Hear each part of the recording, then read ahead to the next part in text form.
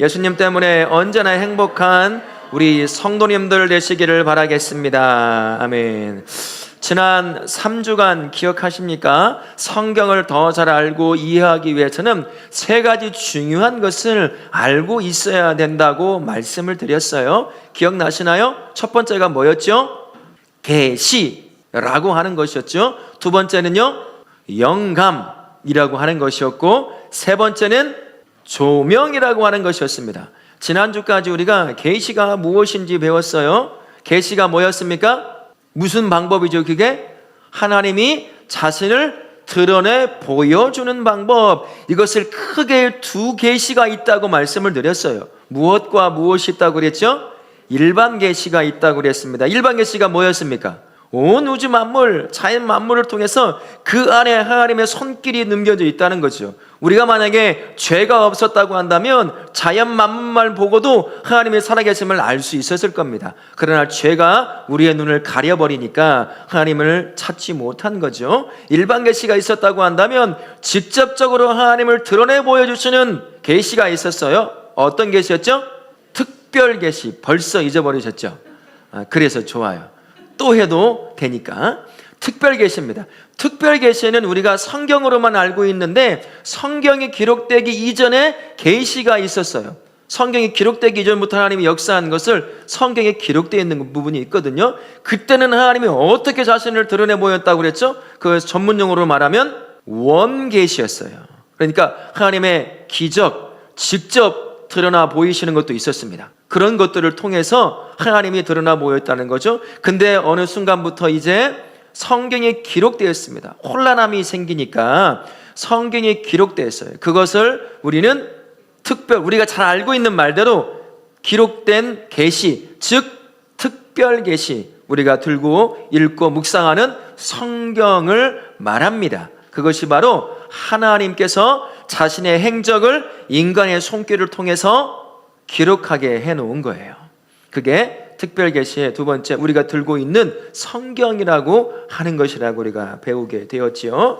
오늘은 이제 특별 계시까지 마치고 영감이 뭐냐, 그것에 관해서 함께 나누고 배우고 이해하는 그러한 시간이 되었으면 좋겠습니다. 성경이 영감되었다라고 할 때 빼놓지 않고 말해야 될 한 분이 계십니다. 누굴까요?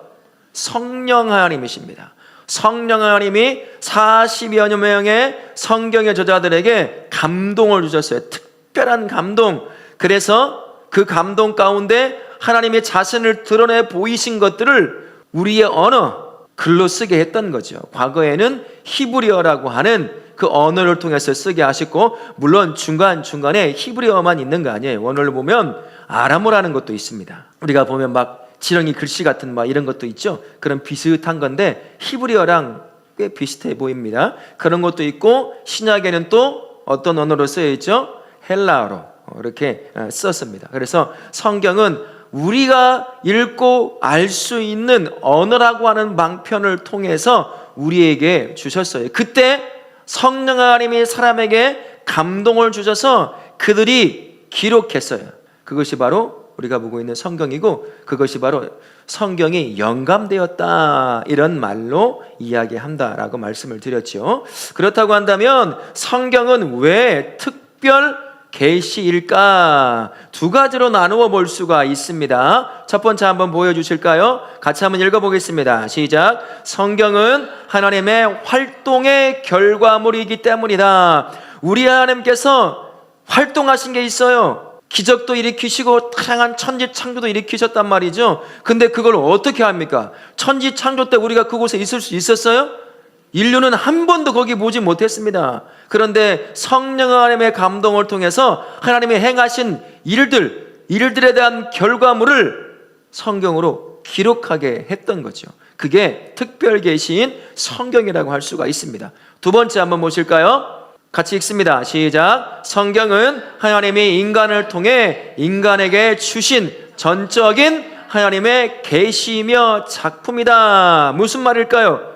하나님께서 하신 모든 일들을 기록해 놓은 겁니다. 눈에 보이는 것과 보이지 않는 것. 우리는 앞에서도 말씀드렸지만 천지 창조 우리 보지도 못했습니다. 그죠? 욥기에서 욥이 그 아픔을 당하기 전에 어떤 일을 겪죠? 하나님과 사탄이 이야기하는 장면이 나와. 그 우리가 어떻게 합니까? 그거를 아무도 모르죠. 그런 모든 것들을 다 적어 놓은 거예요. 우리가 알아야 되고 구원을 이루기 위해 부족함 없이 충분히 하나님의 역사와 그분 자체를 알 수 있도록 적어 놓았기 때문에, 그래서 성경은 특별 계시다 이렇게 말한다는 거죠. 그러면 특별 계신 성경을 기록하게 할 때 성령 하나님이 각 사람들의 저자들로 하여금 감동을 주셨는데, 감동을 주신 방법이 뭐냐? 여러 주장들이 있습니다. 첫 번째 주장은 뭐냐면, 첫 번째 한번 보여주실래요? 기계적 영감이라고 하는 겁니다. 같이 한번 읽어보겠습니다. 성경은 하나님께서 100% 기록하셨다는 주장입니다. 인간은 하나도 기여하지 않았다는 거예요. 누구만 성경을 기록했다는 얘기죠?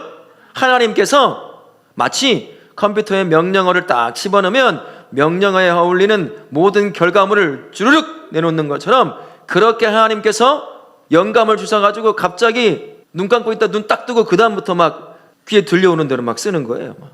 아무런 감정도 없이 기록했다는 거죠. 이게 기계적 영감설입니다. 인간은 영감을 받지 못했어요. 그래서 기록된 것만 영감되었다, 이 글자, 이 성경만 영감되었다라고 주장하는 게 기계적 영감이라고 하는 거예요. 기계가 그렇잖아요. 이 명령어 넣고 프로그램 된 대로 움직이는 게 기계잖아요. 우리가 그렇게 썼다는 거죠. 우리는 영감받지 못했다, 그렇게 주장하는 사람들이 있었다는 것이고, 두 번째 주장은 뭘까요? 두 번째 보여주세요. 동력적 영감입니다. 같이 한번 읽습니다. 성경은 인간이 100% 기록했다는 주장이에요. 누가 빠졌습니까? 하나님이 영감을 주시지 않았다는 거죠. 하나님께서 이제 성령 하나님께서 사람에게 감동을 시켜준 뒤에, 자, 그 다음부터 이제 네가 알아서 써. 네 언어로, 네가 쓰고 싶은 대로, 네 안에서 올라오는 대로 써. 이렇게 한 게 바로 동력적 영감설이에요. 하나님은 더 이상 개입을 안 했다는 겁니다.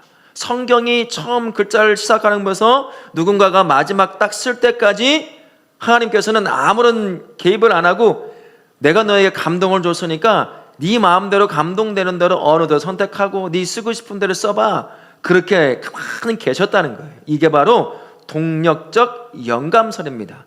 인간은 영감이 되어 성경을 기록했지만 하나님은 그 안에 아무 개입도 안 했다는 거죠. 이게 주장하는 두 번째 성경에 대한 영감설이에요. 자, 세 번째 성경에 쓴 영감의 방법 같이 읽습니다. 유기적 영감이라고 하는 건데, 같이 읽어요.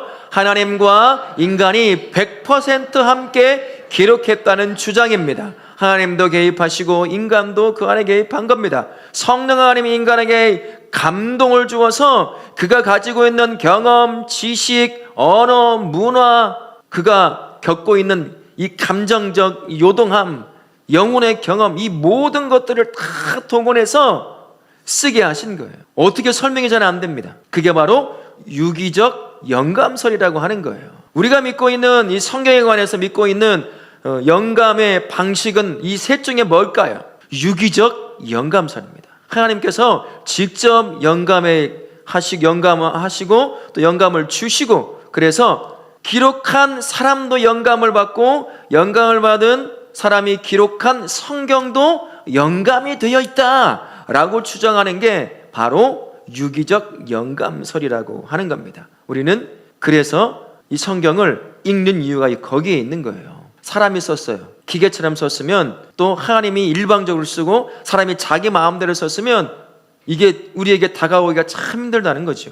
그러나 이 모든 게 우리랑 실제적으로 관계가 되어 있도록 성령께서 감동하셔가지고 쓰게 하셨다는 것. 그래서 성경에 영감을 받아 쓴 그 방식이 유기적 영감설이다라는 걸 기억하시고요. 그렇다면 이 방법에 대해서 얘기했다면 영감의 범위는 어디까지일까? 성경이 영감되었는데 하나님께서도 사람도 똑같이 영감을 주시고 영감 가운데 이 성경을 썼는데 그 범위가 어디까지냐? 여기에도 세 가지 주장이 있습니다. 첫 번째 주장 한번 같이 볼까요? 부분 영감이라고 하는 건데요. 같이 한번 읽어보겠습니다. 성경은 모든 부분이 아니라 어떤 특정 부분에만 영감되었다는 주장입니다. 이거는요 18세기의 합리주의가 서유럽, 동유럽을 휩쓸 때였어요. 합리적으로 성경을 읽어보니 이건 도저히 이해가 안 돼. 그래서 이해가 되는 부분을 따로 떼고 이해가 되지 않는 부분 이렇게 따로 분리를 시킵니다. 크게 두 가지를 분류를 시켜놨어요. 성경을. 하나는 교리적인 부분들, 우리가 삼위일체, 성령 하나님 이런 식으로 성경에는 기록되어 있지 않은 그런 용어들이 많이 등장하잖아요. 그게 교리인데 그런 부분들을 설명할 수 있는 그런 부분에 대부분은 영감이 되었는데 안 된 부분도 있다. 그런데 그것만 있는 게 아니라 성경에는 역사적인 부분도 있다는 거죠. 신약에서 교회의 역사를 기록한 책이 뭐가 있을까요? 신약에서는 사도행전이에요. 교회가 어떻게 시작해서 어떻게 커가는지가 사도행전에는 역사가 기록되어 있습니다. 구약에도 그렇죠. 성경을 배치하는 데 있어서는 똑같이 창세기가 시작했으니 그 다음부터 배치되는 모든 것들이 역사적 순서로 배치가 됐겠지. 그렇진 않아요. 그 안에 있는 내용들은 역사를 담고 있지만 성경의 창세기, 출애굽기 이것들은 앞부분은 그렇게 역사를 따라서 가는 것 같지만 그 이후에 보게 되면 섞여 있어요. 섞여 있단 말이죠. 그렇게 역사적인 부분들은 대부분이 영감이 안 됐다는 거예요. 소수. 어떤 걸까요? 실제 역사적 어떤 한 시점에 하나님이 역사한 장면이 나와요. 출애굽 역사에서 10가지 재앙을 내린다든지 광야길을 걸어갈 때 불기둥과 구름기둥으로 이스라엘을 이끌어간다든지 홍해에 갈라든다든지 그런 특별한 사건들은 하나님께서 자신을 드러내 보인 사건이니까 영감된 기록이라고도 보겠지만 그렇지 않고 열왕기서를 보게 되면 열왕기들의 왕이 어떤 삶을 살고 뭔 잘못을 했는지 그런 기록들도 있잖아요. 역사적 사실 기록들이 있잖아요. 그런 건 영감이 안 됐어. 근데 대부분 그래. 소수만 영감이 되었다라고 주장하는 것이 어떤 거라고요? 부분 영감이라고 하는 거예요. 그러면 성경이 어떤 것은 영감됐고 어떤 것은 영감이 안 돼 있어요. 유기적 영감서라고는 맞지도 않아. 이렇게 주장할 때가 있었다는 겁니다. 지금도 이렇게 주장하는 사람들이 있어요. 합리적인 머리를 생각해 보니까 안 맞다는 거지요. 자, 두 번째, 그러면 영감의 범위 어디까지? 두 번째는 사상 영감이라고 하는 겁니다. 같이 한번 읽어보겠습니다. 저자의 생각은 영감되었지만 성경의 문자적 단어는 영감되지 않았다는 주장입니다. 무슨 말일까요? 영감을 받은 사람은 영감을 받아 글을 썼지만 글자, 우리 성경이 우리말로 기록되어 있는데 뭘로 기록되어 있어요? 우리말의 단어와 문장과 구조, 문법이 담겨져 있는 그러한 것들로 기록이 되어 있잖아요. 이 사상 영감은 이러한 이 글들이 품고 있는 저자의 사상, 생각은 영감됐다는 거예요. 근데 그것을 표현한 글자는, 문맥은, 또 때로는 문법은, 문장은, 단락은 영감이 안 됐다는 얘기예요. 무슨 말인지 이해하셨어요? 성경을 읽다 보면 그 안에 성경 저자가 전해주고 싶은 교훈이나 이런 것들이 있잖아요. 문자 그대로가 아니라. 그죠? 그런 것들은 영감이 됐다는 거예요. 근데 우리가 방금 읽었던 모든 성경은에서 모든과 성경은 이런 단어들, 문장은 영감이 안 됐다. 사상, 생각만 영감이 된 거다라는 거죠. 그게 바로 사상 영감이라고 하는 겁니다. 이것도 문제가 있어요. 이것도 문제가 있습니다.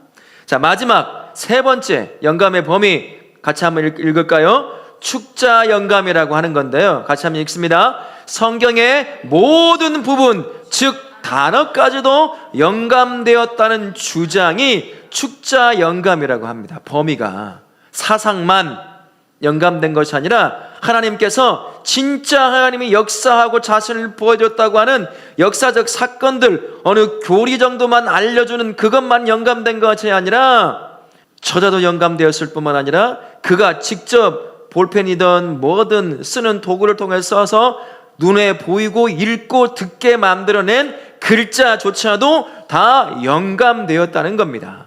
글자뿐만 아니라 글자가 나열돼서 우리에게 뜻을 전할 때는 그 안에 뭐가 들어가 있을까요? 문법이라는 것과 구조라는 것이 들어가 있어요. 그 모든 것이 다 영감되었다는 얘기입니다. 그러면 우리 성경을 믿는 우리는 이 셋 중에 영감의 범위 중에 어떤 것을 믿고 성경을 받아들이고 있을까요? 축자 영감이에요. 축자 영감. 사상 영감은 그러면 어느 부분은 읽어도 되고 어느 부분은 안 읽어도 되고, 역사적인 것도 마찬가지로 부분 영감도 마찬가지고요. 그거 그렇지 않습니다. 성경은 글자까지도 전부 다 영감이 되어 있고, 문맥, 배치, 문법. 지금이야 우리가 문법이라는 걸 알잖아요. 그 당시에는 문법이라고 용어를 쓰지 않았단 말이죠. 그죠? 근데 지금 현대적 문법으로 성경을 분석할 수가 있어요. 왜 하나님께서 이것을 앞부분에 놓았을까? 그리고 왜 거기서 3번, 4번씩 반복하는 것일까? 이런 모든 것들이 다 영감 가운데 이루어졌다는 겁니다. 그래서 제가 가끔씩 성경 본문을 정할 때 우리 보면 3장에 위에 3장 전체에 제목이 적혀 있죠. 그러다가 중간쯤 달라 끝나면 또 제목이 한 번씩 적혀 있는 때가 있어요. 그럴 때 어떻게 제가 한 번씩 하냐면 이 제목을 재웬 채 2개를 엮어서, 지난주 주일 예배 때도 12절이 13절과 떨어진 것이었어요. 제목이 중간에 있거든요. 왜 그러냐면 원래 성경은 이런 식으로 장별, 장, 절 제목이 없었어요. 한 뭉텅이가 돼 있었단 말입니다. 그러니까 읽고 분석하고 단락을 나누는 것도 굉장히 힘들었어요. 그런 의미까지 포함되는 겁니다. 다 그냥 모든 구조와 문장과 단어와 이 모든 것들이 특별한 하나님의 의도 가운데 우리에게 전해주고 싶은 것이 있어서 그렇게 영감을 받게 해서 쓰게 했다는 게 바로 축자 영감설이에요.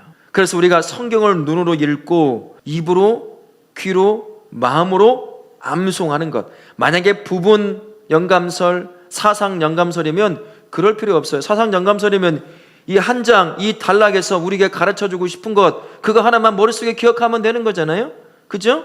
부분 영감설이면 어떻습니까? 어떤 건 띄고 어떤 건 우리가 어떻게 알아요? 그죠? 그리고 어떤 것은 제해버리냐? 그렇지 않다는 거죠.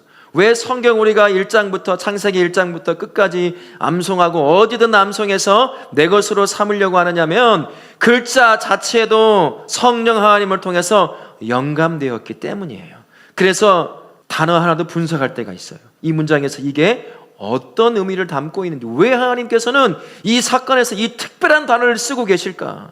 앞에서는 비슷한 사건인데 다른 단어를 쓰셨는데 왜 이곳에서는 특별한 단어를 쓰셨을까? 전하고자 하시는 특별한 의미가 담겨져 있기 때문인 거죠. 그래서 한 단어를 통해서도 우리가 은혜를 누릴 수가 있는 겁니다. 그래서 축자 영감설이 바로 이것이에요. 모든 것이 성경과 관련된 모든 게 영감되었다는 사실, 그것을 받아들인다는 것이 축자 영감설인 거죠.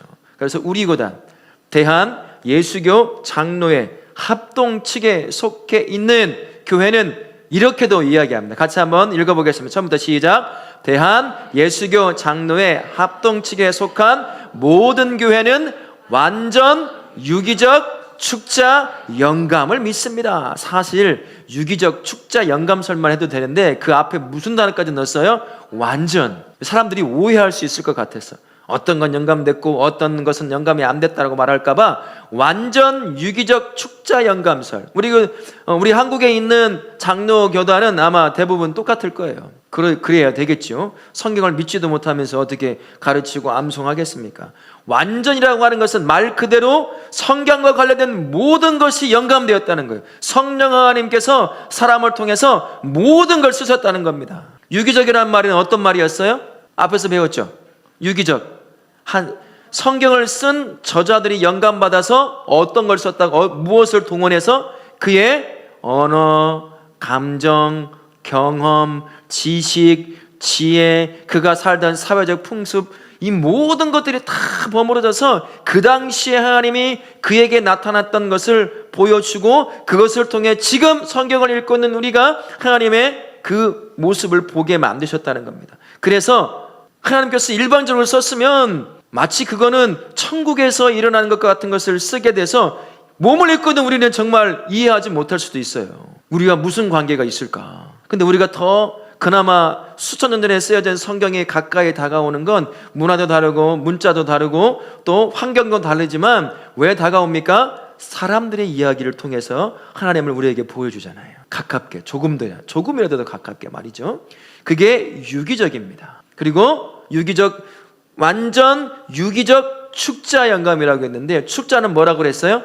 단어, 문장, 문법, 구조, 지금의 문법학자들이 얘기하는 모든 것들이 들어가 있습니다. 그때는 이걸 처음 기록할 때는 그게 뭔지도 몰랐을 거예요. 근데 언어라고 하는 건요, 어느 나라의 언어건, 우리가 이해하지 못하는 아프리카 언어든 모든 건 그 안에 문법이라는 것이 존재해요. 문법이 그냥 그래야 의사소통이 되니까요. 아무런 말이란 짓거린다고 됩니까? 우리가 같은 한국말을 한다고 해도 아무렇게나 이 단어를 배열하면 의미 전달이 제일 잘 되겠어요? 아버지 가방에 들어가신다, 뭔 말입니까? 딱 붙여놓으세요. 그럼 뭔 말일까요? 그게요, 가방에 들어간다는 거야, 방에 들어간다는 거야.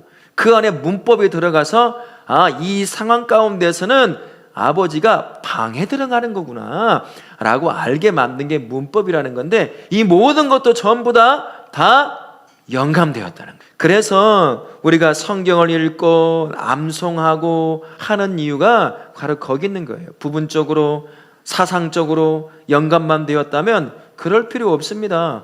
골라가지고 몇 개만, 다른 건 다 지워서 없애버리고 이것만 성경이다라고 뽑아놓고 이 단락에서는 이런 교훈을 주려고 하니까 이런 내용은 필요 없어, 그냥 교훈이 뭘 주려고 하는 교훈만 딱 잡아가지고 얘기하면 되는 거예요.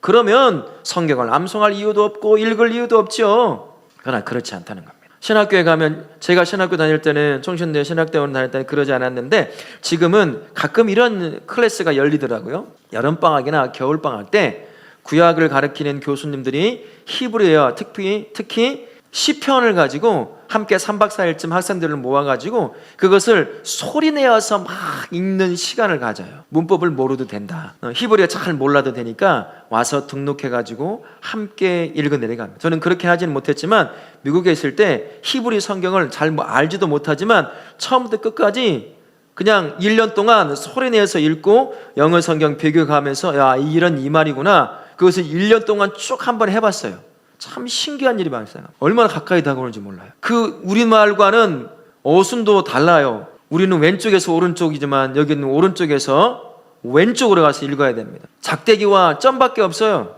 읽기도 힘들고 발음도 힘들고 1.1획도 없애지 말라는 말이 왜 그러냐면 히브리에서 점 하나가 완전히 다른 의미를 가질 수 있거든요. 그런 의미에서. 근데 그걸 읽어 내려가면 참 신기한 일이 발생합니다. 성경이 훨씬 가까이 다가와요. 모르는 언어를 읽어가고 있는데도 굉장히 감동이 될 때도 정말 많다는 거죠. 그래서 성경이라고 하는 거는요, 그냥 귀로만 듣는 게 아닙니다.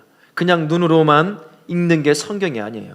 반드시 성경은 소리내어서 읽으라고 이야기를 해줘요. 소리내어서 읽는 최고의 방법, 지금 우리가 하고 있는 방법이 있는데 그게 뭐가 있을까요? 우리 지금 뭐 하고 있죠? 성경을 뭐 하고 있죠? 암송이에요. 암송은 어떻게 합니까? 눈으로 보죠. 입으로 읽죠. 눈으로 읽고 입으로 읽고 그것이 어디로 들어옵니까? 내 귀로 들어오는 거예요. 그래서 암송만큼 성경을 성경답게 읽는 방법이 없어요. 눈으로만 보십시오. 얼마나 지루합니까? 성경이 우리말로 번역되어, 히브리어지만 우리말로 번역되어 원래 히브리어가 갖고 있는 그 감동스러운 것들을 조금 줄어들기는 하지만 달라요. 그것이 내 마음을 울려냅니다. 내 생각을 울려내고 내 영혼을 울려내기 시작하는 거예요. 그래서 성경을 꼭 소리내어서 읽고 눈으로 읽고 귀로 듣는, 내가 내 입으로 읽어냈던 그 성경의 소리를 다시 한번 귀로 듣는 겁니다. 그러면서 마음을 붙잡게 되는 거죠. 우리 기억하면서 하시면 좋겠습니다. 성경은 내용뿐만 아니라 성경의 모든 것이 영감되었다는 사실. 그래서 성경은 버릴 것이 없는 겁니다. 특정한 부분, 내 마음에 드는 것만 딱딱 골라가지고 이것이 하나님의 말씀이라고 받아들이면 안 된다는 거죠. 그래, 가끔 읽다 보면 정말 이해할 수 없는 사람들의 이름만 나오는 부분도 있어요. 의미가 있는 거죠. 왜 그렇게 기록해 놓았을까요? 중간중간에 특별한 이름들을 끼워 넣어서 하나님의 구원의 역사를 어떻게 이끌어가는지를 그런 것을 통해서도 보게 하실 때도 있다라는 것이에요. 그러니 성경은 내용뿐만 아니라 모든 것이 영감되어 있으니 성경을 조금 더 가까이 내 삶의 내 영혼이 그리고 내 몸이 내 삶이 성경을 더 깊이 경험하고 싶다고 한다면 성경을 여러분 암송하십시다. 읽고 눈으로 읽고 입으로 읽어내고 귀로 읽어내므로 말미암아 성경을 그 어느 때보다도 더 가까이 여러분의 삶에 두시는 복된 성도님들 되실 수 있기를 예수님의 이름으로 축원합니다. 아멘.